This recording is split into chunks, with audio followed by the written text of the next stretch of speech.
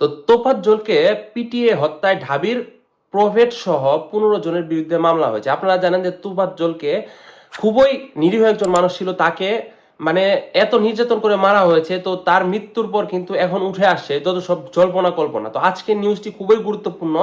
এখানে লেখা আছে যে তোফাজ্জলকে পিটিয়ে হত্যার কারণে কাকে কাকে গ্রেপ্তার করা হচ্ছে এবং কাদের আইনের আওতায় নেওয়া হচ্ছে। তো এখানে যেটি লেখা আছে সেটি আমি আপনাদের হুবহু পড়ে শোনাবো। ঢাকা বিশ্ববিদ্যালয়ের ঢাবি ফজলুল হক মুসলিম হলে চোর সন্দেহে গণপিটুনিতে তোফাজ্জল নামে এক যুবককে হত্যার অভিযোগে ফজলুল হক মুসলিম হলের প্রভোস্ট অধ্যাপক শাহ মোহাম্মদ মাসুম সহ 15 জনের বিরুদ্ধে মামলা। বুধবার 25 সেপ্টেম্বর ঢাকার মেট্রোপলিটন ম্যাজিস্ট্রেট আক্তারুজ্জামানের আদালতে তোফাজ্জলের ফুফাতো বোন মোসা আসমা আক্তার এই মামলা করেন।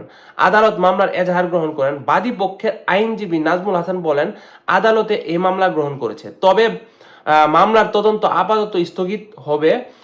এই ঘটনার আগে একটি মামলা হয়েছে, আদালত ওই মামলার রিকল প্রত্যাহার করবেন। এরপর দুইটা অভিযোগ সমন্বয় করে মামলার তদন্ত চলবে।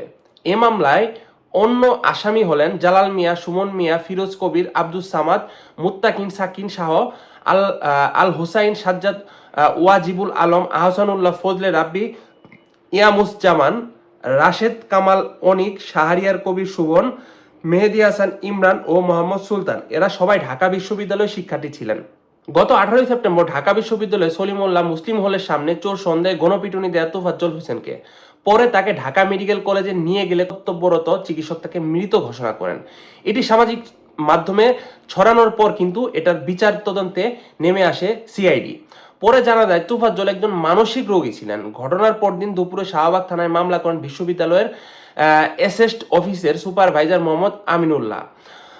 মামলার পর 6 শিক্ষার্থীকে গ্রেপ্তার করে পুলিশ তাদের আদালতে সোপর্দ করে এবং তারা দোষ স্বীকার করে জবানবন্দিও দিয়েছেন। বর্তমানে এই 6 আসামি কারাগারে রয়েছেন। তারা হলেন জালাল মিয়া, সুমন মিয়া, মোহাম্মদ মুত্তাকিন, সাকিন, আল হোসেন, সাজ্জাদ, আহসানুল্লাহ ও ওয়াজিবুল আলম।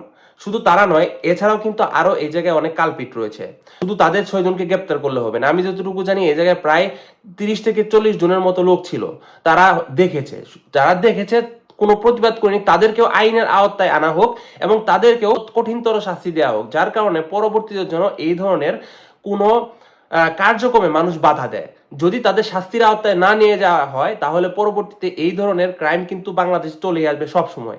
তো এই বিষয়টিকে প্রশাসন যদি ঠিকভাবে দেখে তাহলে অবশ্যই আমি মনে করবো যে এটা সঠিক একটা তদন্ত হয়েছে এবং সঠিক একটা বিচার হয়েছে। তো আপনারা কি ভাবছেন তা অবশ্যই কমেন্ট করে জানাবেন। আর এমন আরো গুরুত্বপূর্ণ সব ভিডিও আপডেট সবার আগে পেতে আমাদের চ্যানেলটিকে সাবস্ক্রাইব করুন। ধন্যবাদ সবাইকে পুরো ভিডিওটি দেখার জন্য।